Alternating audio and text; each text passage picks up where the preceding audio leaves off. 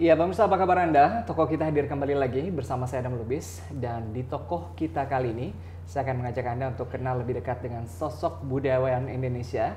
Beliau juga adalah salah satu pengusaha jamu terkenal di Indonesia. Bersama saya sudah hadir Bapak Jaya Suprana. Apa kabar Bapak? Terima kasih. Oke, iya Pak Jaya, kita ngobrol-ngobrol tentang Jaya Suprana Art School ini. Saya mengenal School of Performing Arts. Oke. Itu adalah suatu sekolah untuk seni pergelaran Oke. atau seni pertunjukan, ya namanya macam-macam ya. Performing Arts di Oke. situ ada musik, ada seni tari, teater, terus ya macam-macam lah. Pokoknya yang apa yang tampil di panggung itu di sana. Oke, Pak Jaya, Anda dikenal juga sebagai sosok budayawan Indonesia. Bicara mengenai perjalanan karir begitu, Pak Jaya, dari mana sih kalau bisa diceritakan kepada pemirsa JAK TV, dari mana Anda memulai karir? Pada usia berapa, Pak Jaya? Waduh, ya saya sendiri juga nggak mengerti ya apa sebetulnya arti karir itu ya. Kalau saya anggap saya diri ini adalah manusia yang sedang belajar sebetulnya. Ya, saya itu sedang belajar apa sih sebetulnya makna kehidupan ini. Dan itu ya sejak saya mulai berpikir di situ saya mulai belajar. Dan sampai sekarang saya juga masih belum berhenti. Karena saya masih belum menemukan sebetulnya makna kehidupan yang sebenarnya itu apa. Kalau boleh tahu pada usia berapa Pak Jaya memulai atau merintis karir? Karir apa itu pertama, Pak? Ya apa ya karir, saya juga nggak ngerti karena hidup saya memang jalurnya macam-macam ya.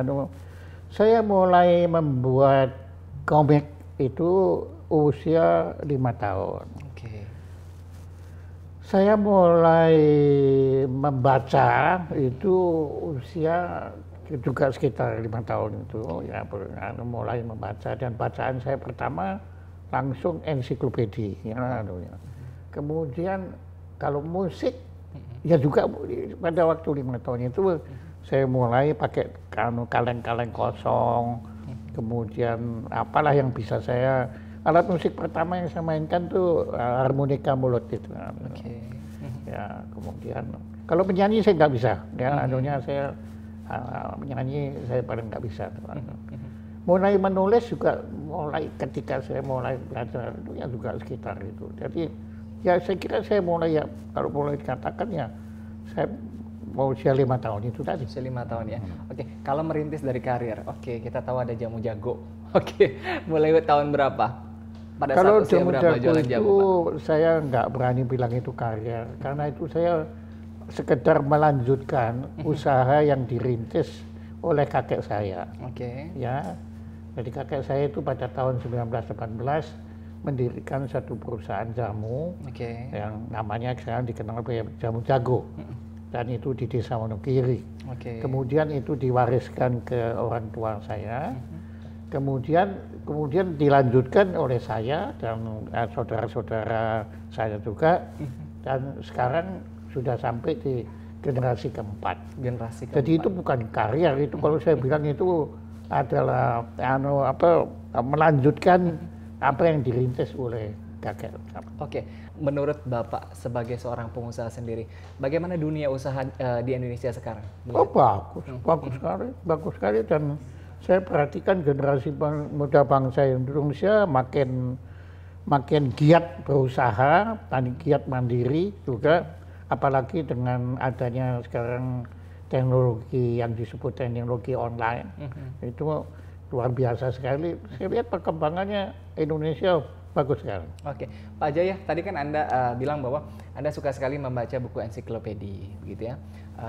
Kemudian juga mungkin biografi juga suka nggak Pak? Baca buku-buku biografi gitu? Oh iya. Nah, sosok inspirasi bagi seorang Jaya Suprana begitu ya. Siapa sih yang menginspirasi hidup begitu ya, sehingga banyak karya-karya yang luar biasa dilahirkan oleh Pak Jaya? Wah, kalau yang menginspirasi banyak sekali ya. Cuma yang saya anggap tokoh yang paling mempengaruhi saya itu ayah dan ibu saya. Kenapa Pak? Bisa diceritakan? Ya karena beliau yang mendidik saya, yang mengajarin saya, yang memberi keteladanan kepada saya, membina saya dan bahkan menghidupi saya. Ya, kalau nggak ada orang tua saya kan saya nggak mungkin hidup. Oke, seberapa dekat Pak? Oke, kalau kita lihat ya ini anak-anak milenial begitu ya. Dalam keluarga begitu ya, mereka begitu justru lebih dekat dengan sosial media bisa dikatakan gitu ya. Oke, kalau Pak Jaya sendiri, oke, cerita sedikit flashback tentang masa kecil. Pertama saya koreksi dulu, kalau menurut saya anak-anak muda sekarang itu sosial media itu cuma media ya. Saya bukannya, saya lihat mereka juga masih dekat dengan orang tua masing-masing. Cuma caranya mungkin beda. Ya, kalau dulu kan saya nggak bisa, waktu saya sekolah di Jerman dan hidup di Jerman itu selama 5 tahun saya nggak pernah kontak dengan komunikasi dengan ayah ibu saya karena waktu itu kan telepon masih mahal sekali dan saya nggak kuat bayar waktu itu dan 5 tahun saya cuma sekali telepon itu pun dengan ketakutan pakai waker pakai nggak boleh lebih 3 menit kalau 3 menit yang mahal. Nah kalau sekarang semua anak akses gampang gitu ya Pak ya. Yang satu ayahnya tinggal di Jakarta, dia di sekolah di New York, yang satu lagi mungkin saudaranya ada di London, mereka setiap saat bisa hubungan dengan sosial media. Video call. Jadi gitu menurut saya itu malah makin mempererat sebetulnya. Oke, seharusnya makin mempererat gitu ya. Tapi kalau ada yang bilang justru sekarang ya, kalau saya bisa pakai begitu ya, sekarang dengan tadi kemajuan teknologi sendiri, komunikasi sendiri, kita kalau misalnya kumpul nggak sibuk lagi bagaimana interaksi satu sama lain, tapi lebih sibuk ke gadget sendiri. Ya, gadget, tapi kan gadget juga bukan hanya kan dengan gadget kita komunikasi dengan orang juga kan. Betul. Saya kira begini ya, kalau orang selalu mempertanyakan generasi muda, itu dari dulu ya selalu. Generasi pendahulu selalu semacam menganggap generasi muda ini nggak baik begitu. Tapi itu dari dulu.